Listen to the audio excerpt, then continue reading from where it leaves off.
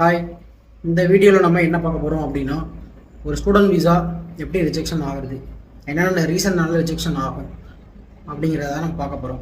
First one, financial issue. So நீங்கள் ஸ்டூடெண்ட்டாக try பண்ணுறீங்க அப்படின்னா ஒரு யூனிவர்சிட்டியிலேருந்து ஃபஸ்ட்டு ஆஃபர் எடுப்போம்.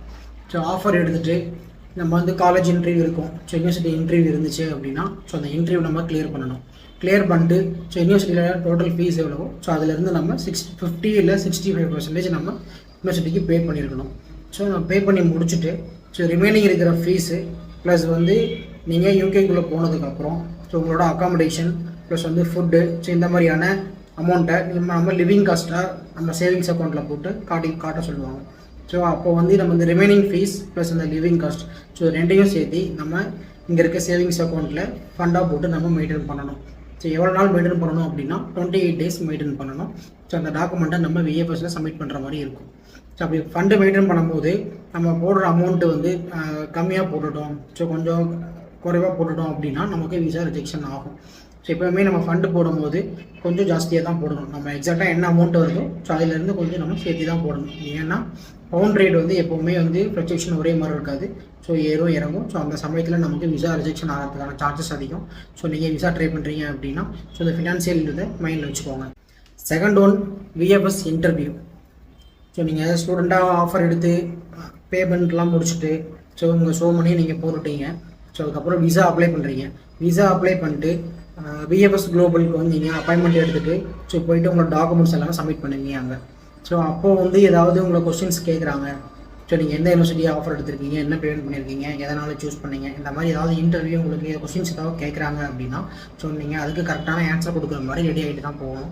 ஸோ நீங்கள் ஒரு சில ஸ்டூடெண்ட்ஸ் என்ன பண்ணுவாங்கன்னா ஸோ இன்டர்வியூ இல்லாத யூனிவர்சிட்டியை பார்த்து சூஸ் பண்ணி ஸோ ஆஃபர் எடுத்து பேமெண்ட் பண்ணி போயிடுவாங்க. ஸோ அப்படி இருக்கும்போது அவங்க அங்கே கேட்குற அந்த இன்டர்வியூ கொஸ்டின்ஸில் கரெக்டான ஆன்சர் பண்ணல அப்படின்னா உங்களுக்கு விசா ரிஜெக்ஷன் ஆயிரும். ஸோ எப்போவுமே வந்து நம்ம ஸோ இன்டர்வியூக்கு ரெடியாகவே இருக்கணும். ஸோ இன்டர்வியூ எப்போ வேணாலும் வைப்பாங்க. ஸோ நீங்கள் யூனிவர்சிட்டி இன்டர்வியூ ஆகட்டும், இல்லை விஎஃப்எஸ் இன்டர்வியூ ஆகட்டும், இல்லை உங்களுக்கு நீங்கள் விசா சப்மிட் பண்ணதுக்கப்புறம் ஸோ அதுக்கப்புறம் உங்களுக்கு இந்த இமிகிரேஷன்லேருந்து ஏதாவது ஹோம் ஆஃபீஸ்லேருந்து ஏதாவது கொஸ்டின்ஸ் கேட்குறாங்க, இன்டர்வியூ கேட்குறாங்க அப்படின்னா ஸோ நீங்கள் அதுக்கான ஸோ ஆன்சர்ஸ்லாம் நீங்கள் ரெடி பண்ணி எப்போவுமே ப்ரிப்பேர்டாக இருக்கணும். ஸோ அப்படி நீங்கள் ஆன்சர் பண்ணாமல் விட்டுட்டீங்க அப்படின்னாலுமே உங்களுக்கு வந்து விசா ரிஜெக்ஷன் ஆகிறதுக்கான சான்சஸ் அதிகமாக இருக்குது. ஸோ தேர்டு ஒன் பார்த்தீங்க அப்படின்னா ஸோ டாக்குமெண்ட் இஷ்யூ. நீங்கள் விஎஃப்எஸ் இன்டர்வியூ முடிச்சுட்டீங்க. ஸோ உங்கள் டாக்குமெண்ட்ஸ்லாம் சப்மிட் பண்ணிட்டு வந்துட்டீங்க. ஸோ அப்படின்னா நீங்கள் ஏதாவது டாக்குமெண்ட் சப்மிட் பண்ணும்போது மிஸ் பண்ணிட்டீங்க, ஸோ இல்லை யூகேவிலேருந்து உங்களுக்கு அடிஷனலாக ஏதாவது டாக்குமெண்ட்ஸ் கேட்டு மெயில் வைக்கிறாங்க அப்படின்னா நீங்கள் விசா அப்ளை பண்ணும்போது என்ன மெயில் ஐடி கொடுத்துருந்தீங்களோ ஸோ அந்த மெயிலுக்கு என்ன டாக்குமெண்ட் கேட்குறாங்க அப்படிங்கிற ஒரு மெயில் வரும். ஸோ அந்த மெயிலுக்கே நம்ம வந்து ஒரு 10 டேஸில் அவங்களுக்கு ரிப்ளை கொடுக்கணும். ஸோ அவங்க என்ன கேட்டிருக்காங்களோ அதுக்கான டாக்குமெண்ட்டாக நம்ம கொடுக்கணும். எக்ஸாம்பிளாக உங்களுக்கு இயர் கேப் அதிகமாக இருந்துச்சு அப்படின்னா ஸோ ஒர்க் எக்ஸ்பீரியன்ஸ் கேட்பாங்க.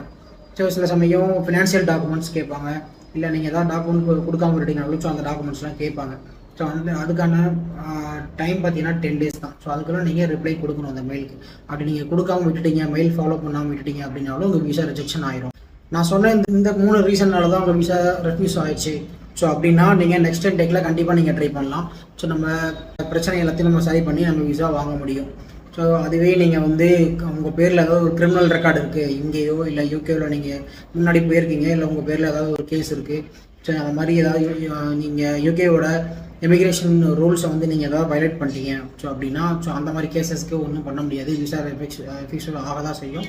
ஸோ அது நீங்கள் லீகல் லாயரை வச்சு தான் நீங்கள் மூவ் பண்ணுற மாதிரி இருக்கும். ஸோ இந்த ரீசன் மட்டும்தான் நமக்கு வந்து பிரச்சனையாக இருக்கும். நெக்ஸ்ட் டைம் உங்களால் அப்ளை பண்ணுறதுக்கு ரொம்ப சிரமமாக இருக்கும். இந்த மாதிரியான UK updates, student visa so இந்த மாதிரி டீட்டெயில்ஸ்லாம் நீங்கள் தெரிஞ்சுக்கணும்னு நினச்சிங்கன்னா ஸ்ரீதர் ஓவர்சீஸ் பேஜை ஃபாலோ பண்ணுங்கள். தேங்க்யூ.